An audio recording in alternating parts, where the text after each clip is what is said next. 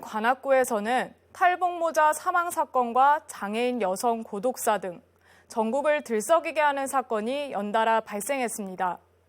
도대체 무엇이 문제일까요? 우리 이웃의 죽음이 비단 관악구만의 문제는 아닐 테지만 최근 일련의 사건 사고를 토대로 문제점을 찾아봤습니다. 구동규 기자가 취재했습니다.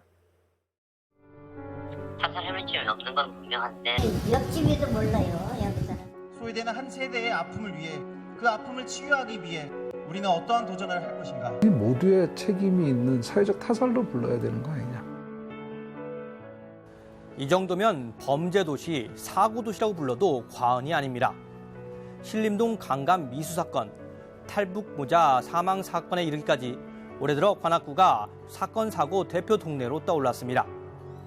연이은 사건 사고로 굿이라도 해야 하는 거 아니냐는 이야기까지 나옵니다.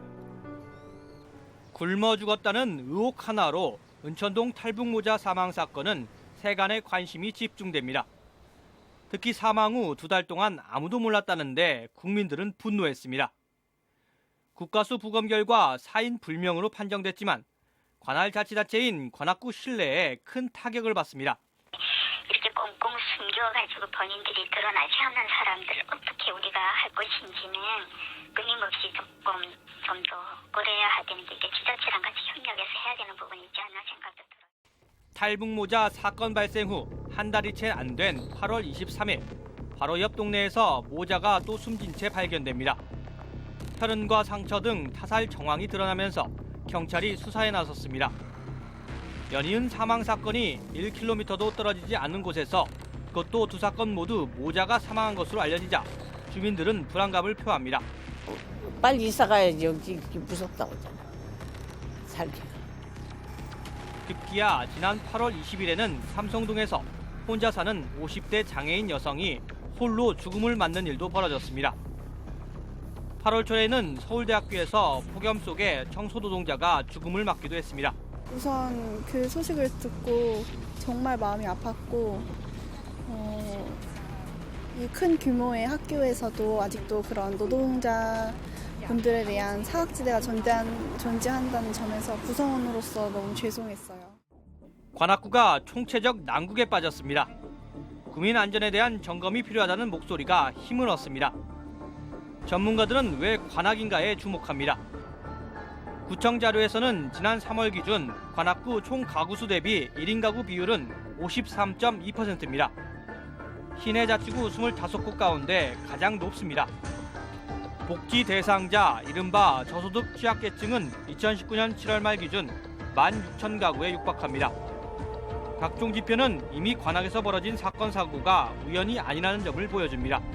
내에서도 그런 측면에서는 좀 1인 가구가 많고 이런 좀 특수한 조건이라고 한다면 그만큼 좀 이 공동체 안에서 이제 그런 문화들이 좀 약화됐을 때 관계들이 분절화될 수밖에 없고 이웃 간의 뭐 교류나 이런 거는 좀 더 희박해질 수밖에 없다.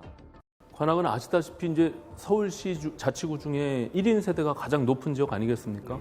이웃과 이웃에 대한 과거의 정은 이미 사라졌고 생활 패턴들이 달라지면서 이렇게 고독사하거나 소외계층이 외롭게 죽음을 맞이하는 그런 사건 사고가 많이 생기게 되는데요. 계속된 사건 사고에 공무원의 스트레스도 극에 달했습니다. 죽음 소식이 전해질 때마다 언론에서 비판의 날을 세우니 하소연만 쌓여갑니다. 책임감을 느끼지만 찾아가는 동주민센터와 저소득층 전수조사 그리고 1인 가구 안전조례 등 노력했던 일들이 매몰돼 버린다는 점이 아쉽다는 설명입니다. 만나서 도와주고 지원해주고 해야 되고 다양한 복지 사업들이 200개도 넘는 사업들이 펼쳐지잖아요. 그러다 보니까 이제 무엇보다도 이번 사건 사고로 인해서 많이 쓰게 돼 있고. 지난달 관악구의회 본회의장 한 청년구 의원은 연단에 서서 최근 사고로 사망한 분들을 추모하며 의회 차원의 대책 마련이 필요하다고 역설합니다. 더는 지켜볼 수만은 없다는 자성의 목소리가 나온 겁니다. 거대한 사회적 흐름 속에 소외되는 한 세대의 아픔을 위해 그 아픔을 치유하기 위해 우리는 어떠한 도전을 할 것인가? 구청과 경찰 그리고 소방이 위가정 대응에 손을 맞잡고 지원센터 문을 연 것도 각종 사건 사고 후 작은 변화입니다. 또 고독사 예방 조례안도 SNS를 활용하는 내용을 넣는 등 현실화해 입법 예고했습니다. 더불어 탈북자들에 대한 전수조사와 생활고에 시달리는 임대아파트 거주민 조사도 추진합니다. 이런 이기 과정에 대해서 오늘 이 업무 협약식과 개소식을 통해서 한층 더 충청 복지가 강화될 거라고 믿어 의심치 않습니다. 여기 계신 모든 분들과 긴밀한 관계를 갖고 경찰 동원에 있는 걸 흔들림 없이 지키겠습니다. 복지와 안전 등을 너무 행정에 의존해서는 안 된다는 의견도 나옵니다. 실제로 주민 삶에 영향을 주는 것은 사회라는 설명입니다. 이웃, 그러니까 주민 간 소통의 중요성이 다시 주목받아야 한다는 주장입니다. 우리 이웃에 정말 고독해서 이 삶의 그 희망을 놓고 있는 사람들을 우리가 왜 놓치고 있는가, 이런 차원에서 보면 이 복지에 관한 제도적인 측면으로만 보긴 어렵고 우리 민간에서도 우리 주위를 조금 따뜻한 마음으로 살피는 그런 마음가짐이 좀 부족했던 거 아닌가.